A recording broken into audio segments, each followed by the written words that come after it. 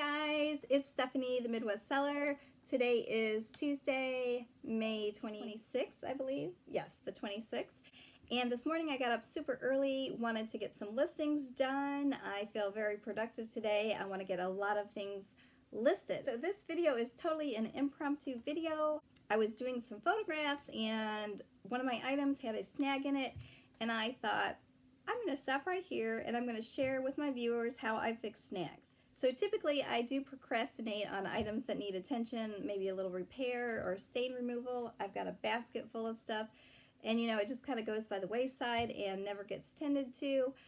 Anyway, I thought, you know what, I'm just going to stop and make a video and share with my viewers how I remove snags. So if that's something that might interest you, I hope you stick around and see what I use.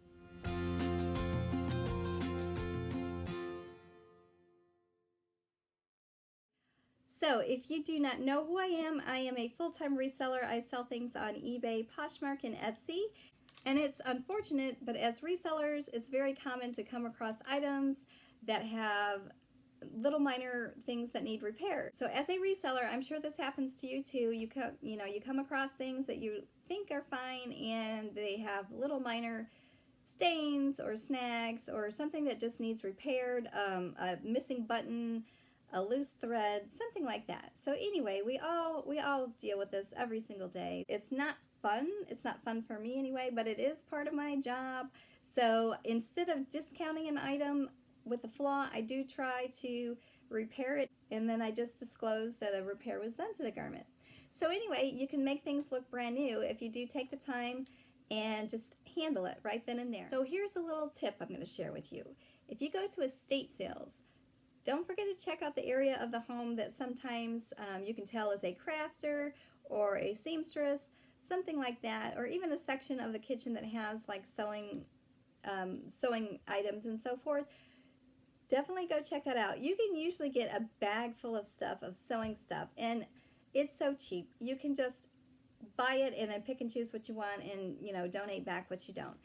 So anyway, a few years ago I found something at the estate sale in a bag, and I thought, well, this is really cool. I've never seen anything like this, and I'm going to try to use it someday. So anyway, I set it aside, and once I started using it, I really do like it, and it actually is the most simplest tool. So I'm going to share with you what the item is, what I found at that estate sale that day, and how I've been using it. I'm actually going to share with you a repair.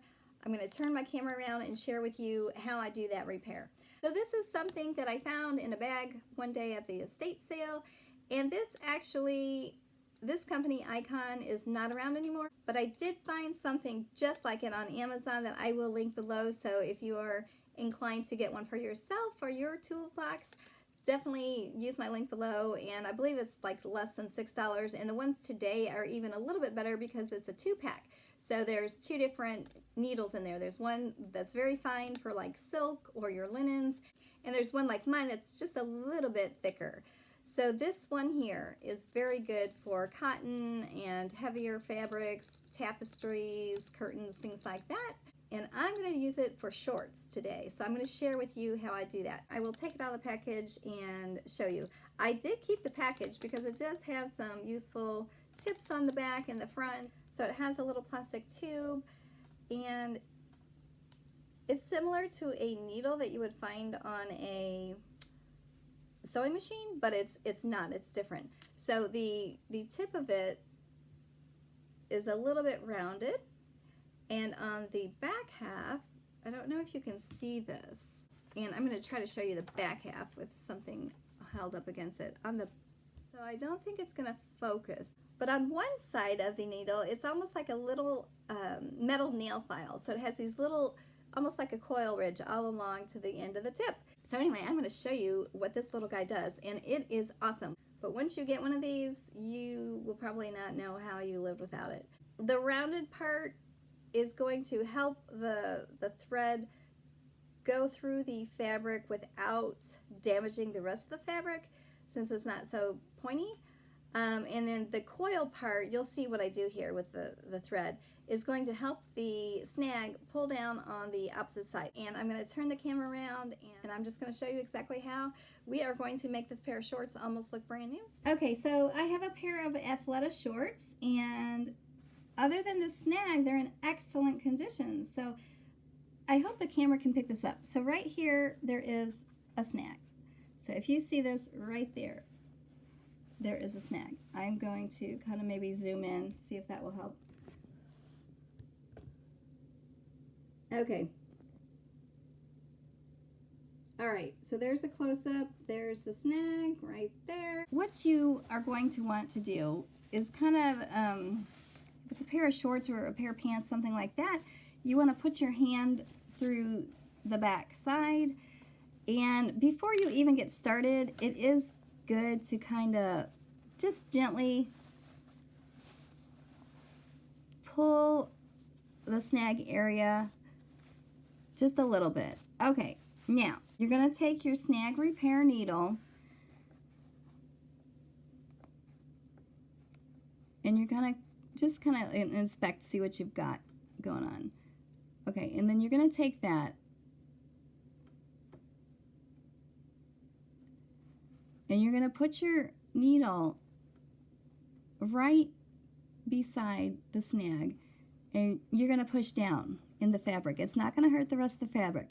So once you get to that point where it has the little metal coil, almost the file looking thing, you're going to take that piece of thread and you're going to gently kind of wrap it a little bit around, and this is kind of going to hold it and guide it down.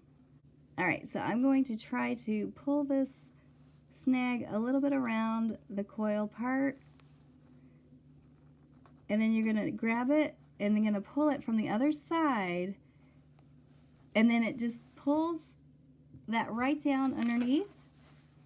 And then what you're going to do next is just kind of go like that, make the fabric just a little bit